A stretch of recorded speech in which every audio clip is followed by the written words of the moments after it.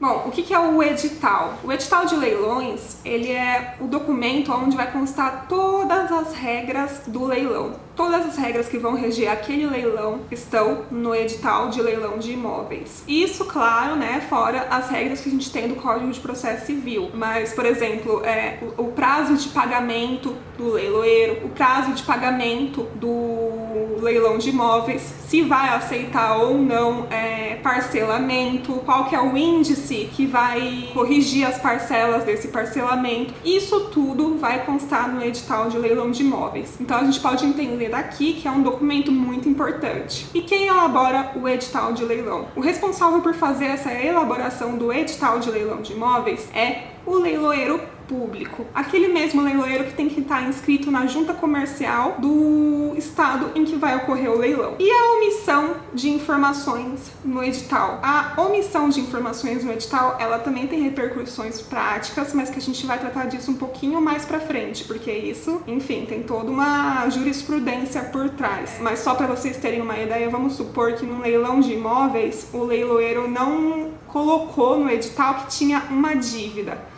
E aí, quem que vai assumir essa dívida? O arrematante ou ela continua a correr por conta do antigo proprietário? Então isso a gente pode ver mais pra frente. Isso só pra gente entender a importância do edital de leilão. O edital ele tem que ser muito bem feito pra gente não ter esse problema no futuro. Então a gente tem que tomar bastante cuidado com isso. Tanto os leilões judiciais quanto os extrajudiciais, eles devem possuir um edital constando as suas regras, tá? E o que tem que constar em um edital de leilão de imóvel? O artigo 886 do Código de Processo Civil, ele fala o que tem que constar em um edital de leilão judicial. Vamos ler aqui e vai também aparecer aqui na tela. O leilão será precedido de publicação de edital que conterá, inciso 1º, a descrição do bem penhorado com as suas características e, tratando-se de imóvel, sua situação e suas divisas, com remissão à matrícula e aos registros. Inciso 2º, o valor pelo qual o bem foi avaliado, o preço mínimo pelo qual poderá ser alienado, as condições de pagamento e, se for o caso, a comissão do leiloeiro designado. Inciso 3º, o lugar onde estiverem os móveis, os veículos e os semoventes. E, tratando-se de créditos ou direitos, a identificação dos autos do processo em que foram penhorados. Inciso 4º, o sítio na rede mundial de computadores e o período em que se realizará o leilão, salvo se este se der de modo presencial, hipótese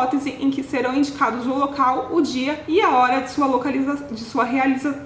sua realização. Inciso 5º, a indicação de local, dia e hora do segundo leilão presencial, para a hipótese de não haver interessado no primeiro. Inciso 6º, menção da existência de ônus, recurso ou processo pendente sobre os bens a serem leiloados. E o parágrafo único, no caso de títulos da dívida pública e de títulos negociados em bolsa, constará do edital o valor da última cotação. Bom, isso que a gente leu aqui, isso tudo se aplica para os leilões judiciais. Mas e nos leilões extrajudiciais? Existe alguma lei que regula o que tem que ter no leilão extrajudicial? No edital de leilão extrajudicial? Não existe uma lei, né? A gente tem a lei de alienação fiduciária, mas a lei de alienação fiduciária, ela não fala o que deve constar do edital. Então, no momento da elaboração do edital, a gente pode utilizar, né, as regras do leilão judicial, adaptando, claro, para as especificidades de um leilão extrajudicial. Bom, vamos falar um pouco do auto de arrematação. O que é o auto de arrematação? Primeiro, vamos imaginar a seguinte cena. Eu, Maria Isabelle, me interessei por um imóvel que está no site do leiloeiro. E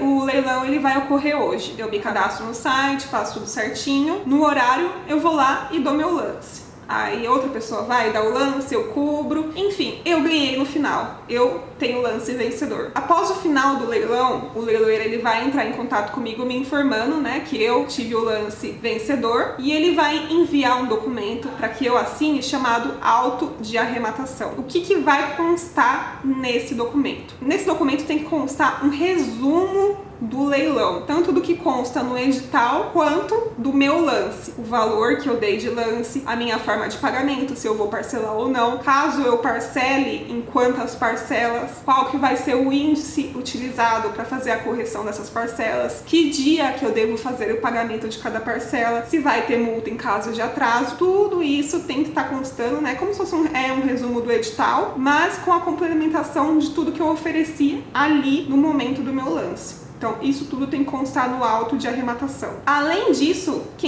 que assinar o auto de arrematação. Eu, claro, o leiloeiro ele me enviou para que eu assine, eu tô me comprometendo ali através daquele auto em fazer a compra, né, a arrematação daquele bem, então óbvio que eu tenho que assinar, né, eu como arrematante, o leiloeiro ele tem que assinar como responsável por todo aquele leilão e o juiz. Por que o juiz tem que assinar? Porque aquele imóvel ele só foi para leilão porque o juiz determinou, porque o judiciário obrigou que aquele imóvel fosse para leilão. Então ele tem que ser assinado por esses 3 elementos: o arrematante, o leiloeiro e o juiz. Vamos ler um artigo que vai resumir um pouco disso tudo e vai mostrar também a importância do auto de arrematação. É o artigo 903 do Código de Processo Civil. Qualquer que seja a modalidade de leilão, assinado o auto pelo juiz, pelo arrematante e pelo leiloeiro, a arrematação será considerada perfeita, acabada e irretratável, ainda que venham a ser julgados procedentes os embargos do executado ou ação autônoma de que trata o parágrafo 4º deste artigo, assegurada a possibilidade de reparação pelos prejuízos sofridos. A gente tem alguns elementos aqui que eu quero ressaltar. Por quem que tem que ser assinado o auto de arrematação? Pelo juiz, pelo arrematante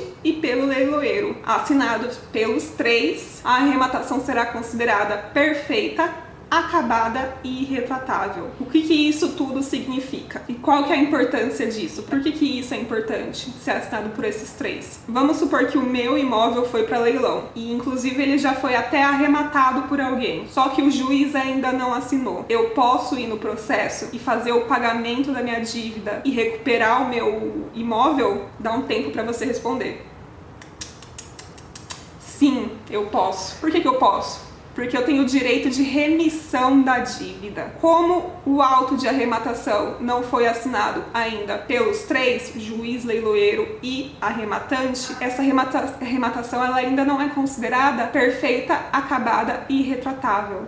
Então eu ainda posso ir lá e utilizar do meu direito de remissão. E como que eu utilizo do meu direito de remissão? Eu posso ir em juízo e simplesmente realizar o depósito da dívida, do valor da dívida. E mais os encargos adicionais, né? Porque aí a gente tem que pagar honorários do advogado da outra parte, enfim. Mas se o auto de arrematação ainda não tiver assinado completamente, eu ainda tenho esse direito de remissão. Então é importante a gente ver isso, até porque se a gente estiver advogando pelo réu, pela outra parte. Isso é importante a gente ter esse cuidado de ver se o auto de arrematação ele tá completo. E se o auto de arrematação tiver assinado já pelo juiz, pelo leiloeiro e pelo arrematante, eu posso utilizar do meu direito de remissão? Não, aí eu já perdi. Já não tenho mais tempo hábil de realizar esse meu direito. Outro reflexo prático da assinatura do auto de arrematação é o seguinte: a partir da assinatura completa pelo juiz, pelo leiloeiro e pelo arrematante, o arrematante ele já se torna o responsável pelo pagamento das dívidas daquele imóvel dali para frente. Então, se é um apartamento assinado o auto de arrematação pelos 3, o arrematante ele já deve começar a fazer o pagamento de condomínio, mesmo que o imóvel esteja ocupado pelo antigo proprietário. Aquelas dívidas de condomínio geralmente não tem nem como reclamar. A partir da assinatura do auto de arrematação, a responsabilidade já é do arrematante, a não ser que tenha algo diferente no edital, mas eu nunca vi, tá? Então, a partir da assinatura do auto de arrematação, já é responsabilidade do arrematante o pagamento das dívidas do imóvel. E no leilão extrajudicial, até que momento o devedor fiduciário ele tem esse direito de purgar a mora? Purgar a mora seria pagar o valor que ele deve, né, que falta da alienação fiduciária. No leilão extrajudicial, ele tem esse direito de realizar a quitação da dívida até antes da consolidação da propriedade pelo banco. Após a consolidação da propriedade fiduciária, ele só tem o direito de preferência. Ele pode ir e arrematar aquele mesmo imóvel em leilão e ele vai ter preferência, né, em condições iguais com os outros interessados em fazer a arrematação. Bom, vamos falar um pouco da carta de arrematação. O que é a carta de arrematação? No leilão de imóveis, a carta de arrematação ele é o equivalente à escritura na compra e venda. Tanto a carta de arrematação quanto a escritura é um instrumento pelo qual o cartório de registro de imóveis ele realiza a transferência da propriedade de um imóvel. Ou seja, o imóvel que você arrematou, ele só vai ficar no seu nome a partir do momento que você pega aquela carta de arrematação e leva no cartório de registro de imóveis, faz o pagamento e eles registram na matrícula do bem. Do mesmo jeito, realmente, que é a escritura de compra e venda. E o que tem que constar numa carta de arrematação? A gente tem isso no artigo 901, parágrafo 2º do Código de Processo Civil. Então vamos ler aqui. A carta de arrematação conterá a descrição do imóvel com remissão à sua matrícula ou individuação e os seus registros, a cópia do auto de arrematação e a prova de pagamento do imposto de transmissão, ITBI, além da indicação da existência de eventual ônus real ou gravame. Bom, vamos esmiuçar um pouquinho esse artigo. Então, a carta de arrematação ela tem que conter a descrição do imóvel com a remissão à matrícula, a cópia do auto de arrematação, que é aquele que a gente falou anteriormente, a prova do pagamento do ITBI e a indicação da existência de eventual ônus real ou gravame. O que é essa indicação de existência de ônus real ou gravame? Quando a gente faz uma arrematação parcelada judicialmente, o juiz ele deixa o próprio imóvel hipotecado para o pagamento da própria dívida. O que isso quer dizer? Se você deixar de fazer o pagamento daquele imóvel que você arrematou, aquele próprio imóvel arrematado vai responder pela dívida. Ou seja, ele volta para leilão. Então, quando você faz essa arrematação, isso consta na carta de arrematação. Você fez o registro e mesmo assim continua pagando, isso vai constar lá. Feito o pagamento, terminou, o juiz vai expedir um ofício para o cartório de registro de imóveis para baixar esse gravame. Então, voltando, o que tem que constar no auto de arrematação? Os documentos essenciais são a descrição do imóvel com remissão à sua matrícula e seus registros, a cópia do auto de arrematação, a prova do pagamento do ITBI e a indicação da existência de eventuais ônus reais ou gravames. Por que isso é importante? Quem que vai fazer a expedição da carta de arrematação? É o cartório do processo judicial, né, da onde corre esse processo judicial. Mas quem que aponta as folhas que irão compor o auto de arrematação? O advogado, ou no caso, por exemplo, de processos trabalhistas, o próprio arrematante, né? Porque em processos trabalhistas, por exemplo, na primeira instância não precisa de advogado. Então, o próprio arrematante, ele pode pedir a expedição da carta de arrematação. Então, a gente tem que saber quais são, né, os documentos que tem que constar nessa carta de arrematação, justamente para a gente não fazer essa expedição de forma errada. Mas isso não significa que tendo somente, por exemplo, esses documentos na carta de arrematação, isso não significa que o cartório vai aceitar assim livremente, tá? O cartório ele pode devolver e requisitar mais informações. Aí você vai ter que levar a matrícula no cartório de registro de imóveis e pedir que eles incluam as informações que o cartório está solicitando. E o cartório sempre faz isso, tá, gente? Às vezes está perfeita a carta de arrematação, eles devolvem e querem mais informações. Às vezes até informação que não tem nem no próprio processo. Então, infelizmente, o cartório tem isso. O que eu costumo fazer quando isso não sou eu já, tá? Como advogada, quando eu vou expedir uma carta de arrematação. Eu costumo indicar todas as folhas do processo, tá? Porque com isso eu evito bastante que o cartório devolva pedindo mais informações. Quando o cartório devolve, isso fica chato tanto pra gente quanto pro cliente, porque acaba levando muito mais tempo pra gente conseguir esse registro. E às vezes o cliente ele quer esse registro logo, às vezes ele quer vender o imóvel, então geralmente eles têm pressa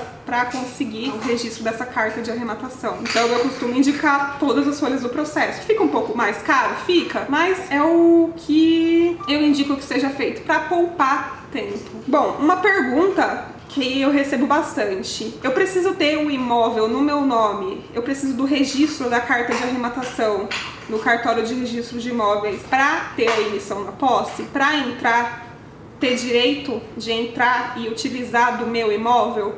Não, tá? Eu não preciso aguardar a expedição da carta de arrematação e o registro para utilizar do meu imóvel. Ou seja, eu posso pedir a emissão na posse após a assinatura do auto de arrematação. Eu não preciso aguardar o imóvel tá no meu nome? Isso é uma dúvida que às vezes até outros advogados têm. Eu tive um caso meu, por exemplo, em que o advogado do condomínio não queria deixar a minha cliente entrar no imóvel que ela tinha arrematado porque o imóvel ainda não estava no nome dela. Ou seja, o próprio advogado do condomínio, por ignorância da lei, ele estava proibindo a entrada da proprietária do imóvel, só porque o imóvel não estava no nome dela. Bom, existe também um efeito prático, né, da expedição da carta de arrematação. E qual que é ele? A gente vai ver no artigo 903, parágrafo 4º do Código de Processo Civil. Vamos ler aqui comigo. Após a expedição da carta de arrematação ou da ordem de entrega, a invalidação da arrematação poderá ser pleiteada por ação autônoma, em cujo processo o arrematante figurará como litisconsorte necessário. O que isso quer dizer? Quer dizer que o quê? Após a expedição da carta de arrematação ou da ordem de entrega, a invalidação da arrematação só pode ser pedida por ação autônoma. Ou seja, não adianta aparecer um outro proprietário alegando que comprou por contrato de gaveta, perdeu, cara. Depois que foi expedida a carta de arrematação, você só pode pedir a invalidação de uma arrematação por ação autônoma. E existe um prazo para essa ação autônoma. Isso é bastante importante, porque dentro daquele processo ali que levou à arrematação do imóvel, não adianta mais chorar, não existe mais um recurso ali dentro que vai fazer a invalidação daquela arrematação. Ali já está consolidado, não tem mais o que fazer. Então, expedida a carta de arrematação, o imóvel já é do arrematante. Você quer reclamar? Vai ter que entrar com uma ação autônoma, uma outra ação. Não tem mais muito o que fazer ali dentro daquele processo. Na próxima aula a gente vai falar um pouquinho sobre emissão na posse, matrícula do imóvel e vamos falar um pouquinho também do ITBI, que é o Imposto de Transmissão de Bens Imóveis. E após isso a gente já entra nas particularidades do leilão judicial. Então segue aqui comigo.